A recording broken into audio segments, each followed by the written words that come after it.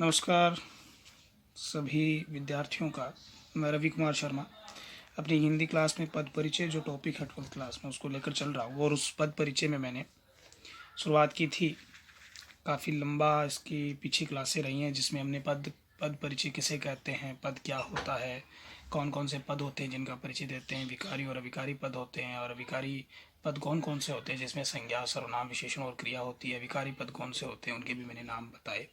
और इन विकारी पदों में हम संज्ञा शब्दों को पढ़ चुके हैं। सर्वनाम शब्द जो हैं उनके भी हम 4 भेद पढ़ चुके हैं। सर्वनाम शब्दों में हमने पढ़ा कि पुरुषवाचक सर्वनाम, निश्चयवाचक सर्वनाम, अनिश्चयवाचक सर्वनाम, संबंधवाचक सर्वनाम, और अब हमारे बचते केवल प्रश्नवाचक सर्वनाम और निजवाचक सर्वनाम।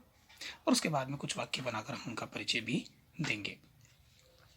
लेकिन पुरुषवाचक सर्वनाम में मैंने एक शब्द की चर्चा की थी और उसकी मैंने फिर आगे चर्चा नहीं बढ़ाई।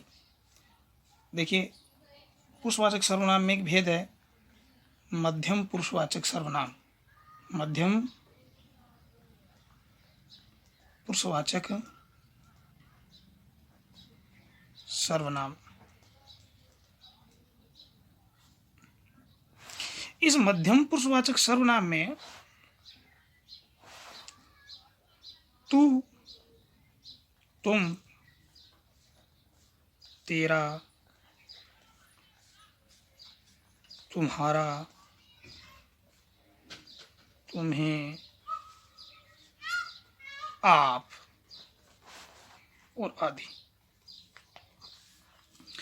इसमें तू से बनने वाले शब्द आते हैं। एक्सेट्रा, मतलब तू, तुम्हारा, तुम्हें, तुमसे, तुमको, तुमका, तुम्हारा, ये सब तुम से बनने वाले शब्द मध्यम पुरुषवाचक में आते हैं। लेकिन इसमें एक स्पेशल शब्द आता है आप, इसकी मुझे चर्चा करनी थी। देखिए, आपको लेकर मैं चर्चा करता हूँ। ये जो आप शब्द है, अगर इस आप शब्द का प्रयोग किसी व्यक्ति को सम्मान देने के लिए हो,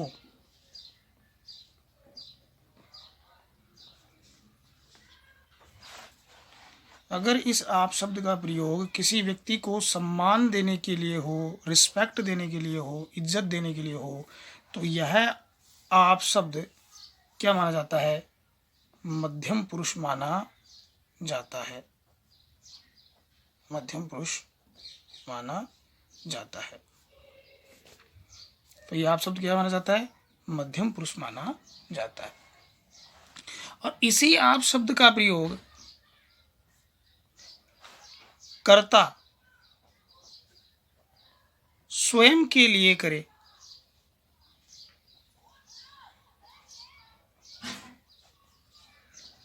तो यह निजवाचक सर्वनाम माना जाता है। इस तरह का कंफ्यूजन बच्चों के बीच में रहता है, मैं उसके बारे में चर्चा कर रहा हूँ।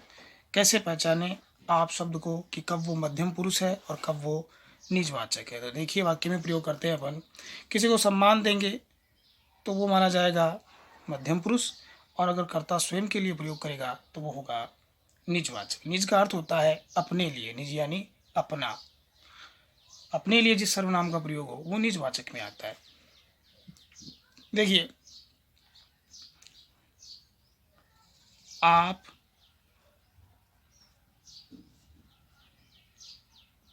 कब आए। अब इसमें मैंने ये जो वाक्य लिखा है, इस वाक्य में अगले को रिस्पेक्ट दिया जा रहा है, सम्मान दिया जा रहा है कि आप कब आए। ऐसे ही बोल सकते थे तुम कब आए। तुम का प्रयोग करते तो भी मध्यम पुरुषवाचक सुनने वाला ही है। और आप कब आए, मैंने रिस्पेक्ट दिया, सम्मान दिया, और आप शब्द का प्रयोग किया, इसलिए यहाँ कौन सा सर्वनाम होगा? मध्यम पुरुषवाचक सर्वनाम।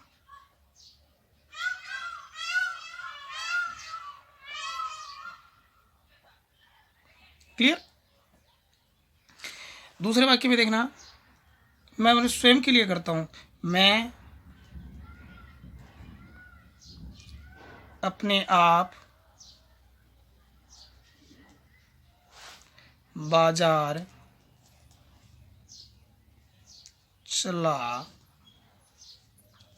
गया था। तो यहाँ भी देखिए मैं अपने आप शब्द का प्रयोग हुआ, ये अपने आप यहाँ जाएगा निजवाचक में, स्वयं के लिए प्रयोग कर रहा करता निजवाचक में। मैं अपने आप खाना बना लूँगा, मैं अपने आप भोजन कर लूँगा, मैं अपने आप भोजन पका लूँगा, मैं अपने आप सो जाऊँगा। निजवाचक सर्वनाम यानी अपने आप शब्द का प्रयोग कर्ता स्वयं के लिए करे तो निजवाचक। मैं अपने आप विद्यालय चला गया, मैं अपने आप बाजार चला गया, मैंने अपने आप सब्जियां खरीद ली, मैं अपने आप सो गया, मैंने अपने आप भोजन पका लिया। तो अपने आप स्वयं के लिए तो ये निजवाचक में होगा, और किसी को सम्मान देने के लिए अगर आप शब्द का प्रयोग हो तो ये मध्यम पुरुषवाचक में होगा। जैसे मैं देश के प्रथम प्रधानमंत्री के लिए कहूँ कि वह देश के प्रथम प्रधानमंत्री थे, और इसी वाक्य को अगर मैं बोलूं आप देश के प्रथम प्रधानमंत्री थे, अगर मैंने किसी स्टेज पर कहा कि आप देश के प्रथम प्रधानमंत्री थे, कौन? आप। तो आप शब्द का प्रयोग मैंने पंडित जवाहरलाल नेहरू के लिए सम्मान देने के लिए प्रयोग किया। ऐसा मैंने आपने कई लेखों में पढ़ा होगा, जब पंडित जवाहरलाल नेहरू का के लिए कोई निबंध लिखा जाता है तो उसमें शुरू में लिखते हैं कि पंडित जवाहरलाल नेहरू देश के सम्माननीय नेतृत्व थे, वे उन्होंने कई वर्षों तक भारतीय राजनीति में अपनी एक महत्वपूर्ण भूमिका निभाई। आप देश के प्रथम प्रधानमंत्री थे, आपके पिता का नाम ये था, आपकी माता का नाम ये था। तो आप शब्द का प्रयोग जब करते हैं तो क्यों किया गया? क्योंकि उन्हें सम्मान देने के लिए। लेकिन जब मेरे कहने का मतलब है आप शब्द का प्रयोग अगर किसी को सम्मान देने के लिए हो तो मध्यम पुरुषवाचक होता है, और आप शब्द का प्रयोग अगर खुद के लिए किया जाए तो निजवाचक होता है। ये हो गया आप के बारे में। अब अपन बात करते हैं अन्य दो भेदों के बारे में। हमने 4 भेद पढ़ लिए थे। पुरुषवाचक हमने पढ़ लिया था, हमने निश्चयवाचक पढ़ लिया था, अनिश्चयवाचक पढ़ लिया था, और संबंधवाचक पढ़ लिया था। और अब हम पढ़ते हैं प्रश्नवाचक सर्वनाम।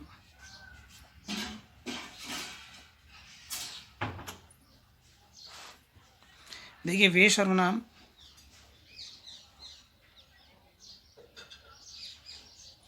शब्द जो प्रश्न होने का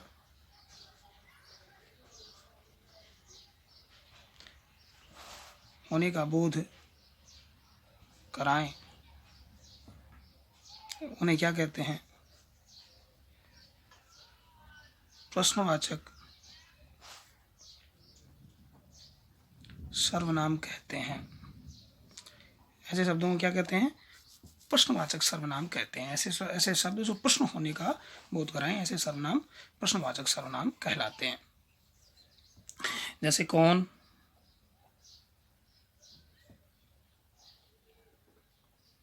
किसकी, कब, कहाँ आदि। ऐसे अगर शब्द आ रहे हैं, ये शब्द किसमें माने जाएंगे? प्रश्नवाचक सर्वनाम में माने जाएंगे। जैसे वाक्य में प्रयोग करें,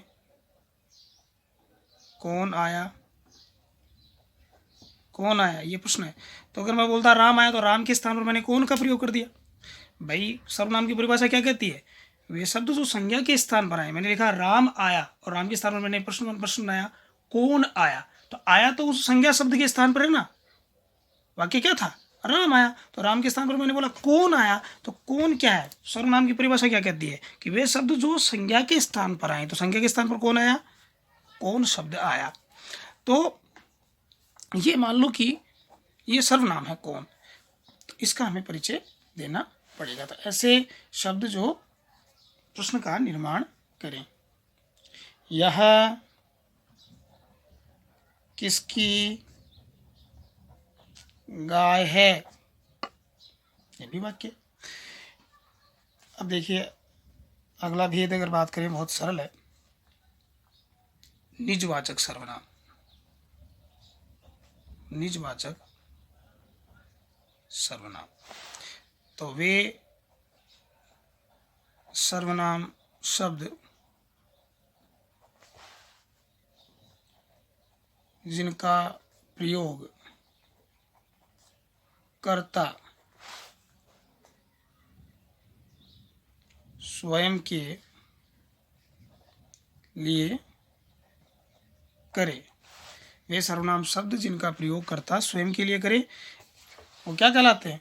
निजवाचक सर्वनाम कहलाते हैं। जैसे देखिए 3-4 शब्द ये इसमें बहुत ज़्यादा याद रखने की भी आवश्यकता नहीं है। जैसे अपने आप, स्वयं और खुद। अपने आप, स्वयं और खुद, ये सर्वनाम क्या माने जाते हैं? तीनों शब्द निजवाचक सर्वनाम में माने जाते हैं।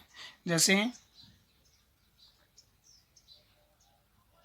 वह स्वयं चला गया। तो यहाँ स्वयं को अगर रेखांकित करें और आपसे पूछे कि कौन सा सर्वनाम है, तो आप बताओगे निजवाचक सर्वनाम। तो इसी के साथ हमारे सर्वनाम पूरे होते हैं।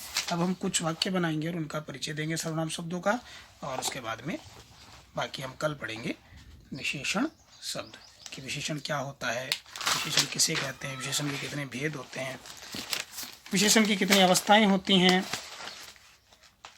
विशेषण विशिष्य क्या होता है, उसके परिचय में क्या क्या बताते हैं। तो देखिए सर्वनाम के परिचय की अगर बात करें, अपन परिचय के आधार की बात करें, तो परिचय आधार में वही संज्ञा का जो परिचय देते हैं वही आधार इसका है।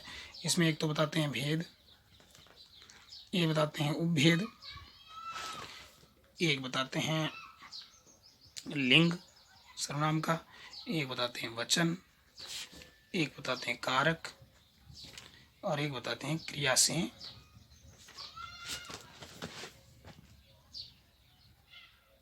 संबंध। इस प्रकार का परिचय देते हैं। देखो पेन खराब हो गया, पेन लेता हूँ मैं दूसरा।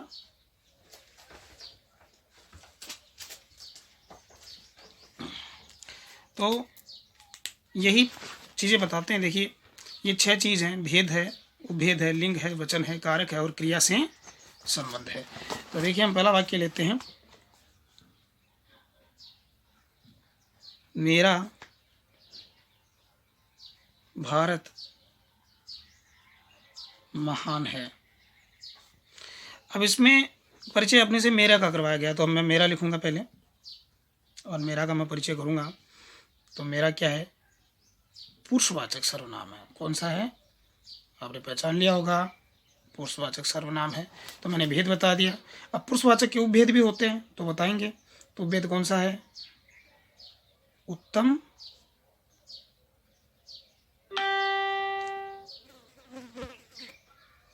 पुरुषवाचक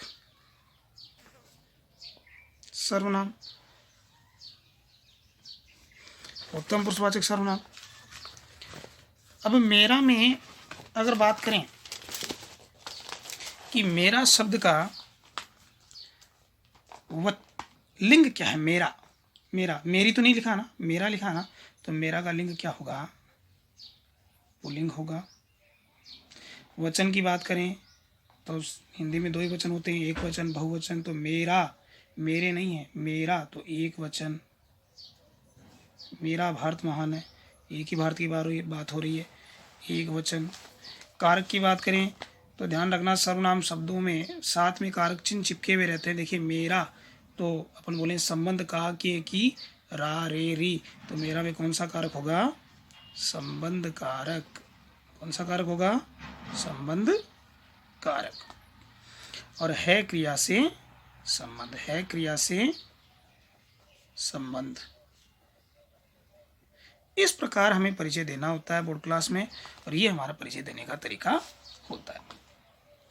दूसरा वाक्य अगर अपन लें तो वह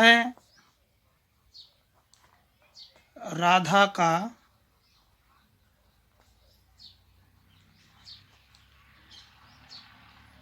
भाई है। वह राधा का भाई है, और आपसे करवाए कि ये कौन, वह को रेखांकित कर दे और आपसे पूछे कि इसका परिचय कीजिए। तो मैंने बताया था कि वह, यह, ये और वे, वह, यह, ये और वे जब किसी अन्य व्यक्ति के लिए आए, अन्य व्यक्ति के लिए आए, इस बात पर जोर डालने वाली बात है, अन्य व्यक्ति के लिए आए तो वो होंगे अन्य पुरुषवाचक। लेकिन वह, यह, ये और वे जब किसी वस्तु के लिए आए, किसी स्थान के लिए आए, तो वो होंगे निश्चयवाचक, निश्चयवाचक, निश्चयवाचक। ये डिफरेंस को समझ लें, क्योंकि उत्तम पुरुष की पुरुषवाचक सर्वनाम की परिभाषा कहती है कि वे सर्वनाम शब्द जो बोलने वाले, सुनने वाले या किसी अन्य व्यक्ति के लिए आए तो वो होते हैं पुरुषवाचक सर्वनाम। तो अन्य व्यक्ति के लिए कौन से आते हैं? यह, वह, ये और वे। तो ये कौन से जाएंगे? अन्य पुरुषवाचक में, किसी व्यक्ति के लिए आए तो। और यह, वह, ये और वे जब किसी वस्तु या स्थान के लिए आए तो वहाँ हम उनको मान लेते हैं निश्चयवाचक सर्वनाम। ये बड़ी ध्यान देने वाली बात है। इसमें देखिए, वह राधा का भाई है, तो वह राधा का भाई है, भाई मतलब किसी न किसी व्यक्ति के लिए आ रहे हैं। वह राधा का भाई है, वह यानी कोई अन्य व्यक्ति। दो व्यक्ति बात कर रहे हैं, मैं और आप बात कर रहे हैं कि वह राधा का भाई है, यानी वह कोई तीसरा व्यक्ति है, अन्य व्यक्ति है। तो वह क्या हो गया? तो वह का अगर परिचय दें तो वह होगा पुरुषवाचक सर्वनाम। और पुरुषवाचक में कौन सा? अन्य पुरुष। वचन की बात करें, वह है एक वचन,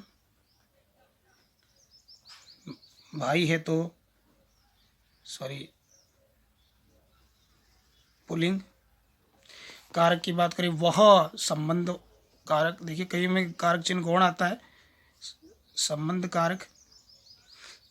और है क्रिया का क्रिया से संबंध। इस प्रकार ये हमारा परिचय हो जाएगा। ऐसे ही एक और वाक्य अपन लें, कोई आया और चला गया, ये वाक्य है। और इसमें कोई रेखांकित कर दे। अब कोई आया मतलब कोई आया है। अगर मैं ऐसे ही बोल सकता था कि राम आया, तो लेकिन राम के स्थान पर तो कौन सा शब्द आ गया? कोई। तो वही बात है, संज्ञा के स्थान पर कोई शब्द आता है तो वह शब्द क्या बनता है? वह सर्वनाम कहलाता है। तो यहाँ कोई आया, कोई निश्चित स्थिति नहीं है कि कौन आया, कौन व्यक्ति आया। तो कोई क्या है? अनिश्चयवाचक सर्वनाम। निश्चित नहीं है ना, तो अपन इसका कोई का अगर परिचय करें तो हम लिखेंगे अनिश्चयवाचक सर्वनाम। वचन की बात करें, एक वचन। लिंग की बात करें, पुल्लिंग। कोई आया, आई नहीं, आया तो पुल्लिंग। कारक की बात करें, कोई आया। देखिए कोई आया, ये कोई आने की क्रिया कर रहा है, इस कारण कौन सा हो गया? कर्ता कारक। और आया क्रिया का कर्ता। क्रिया की विशेष, इसका क्रिया से संबंध क्या है? आया क्रिया का कर्ता। ठीक है, इस प्रकार हम इसका परिचय कर देते हैं। ऐसे हम एक अन्य वाक्य लें तो हम देखिए,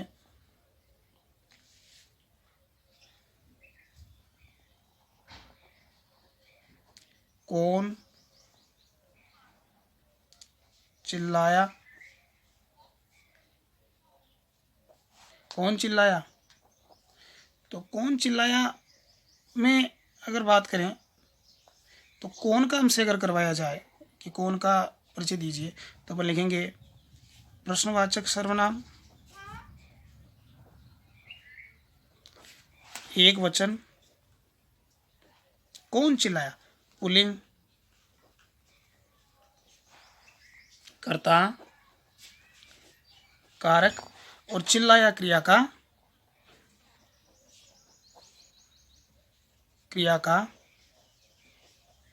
कर्ता। इस प्रकार ही हमारा परिचय हो गया। और अंतिम हम वाक्य लेते हैं। अंतिम वाक्य लेते हैं, मेरे दिमाग में आ रहा था अभी कि वह मेरा घर है।